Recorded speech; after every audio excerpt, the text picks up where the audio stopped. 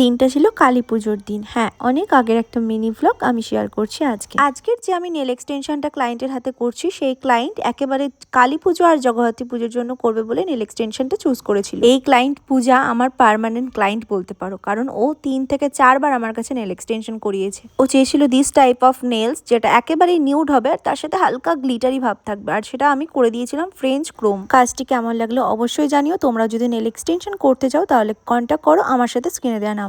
আমাদের এখানে কালী পুজো আর জগদ্ধাত্রী পুজো মানেই প্রত্যেকটা বাড়ি সেজে ওঠে লাইটিং এর ঝলক, আর এটা সাজানো ছিল আমাদের বাড়ি। সেদিনকে বাড়ির সকলে মিলে কৃষ্ণনগরে একটা খুব ভালো মাঠে পুজো হয়, প্যান্ডেলটা খুব সুন্দর হয়।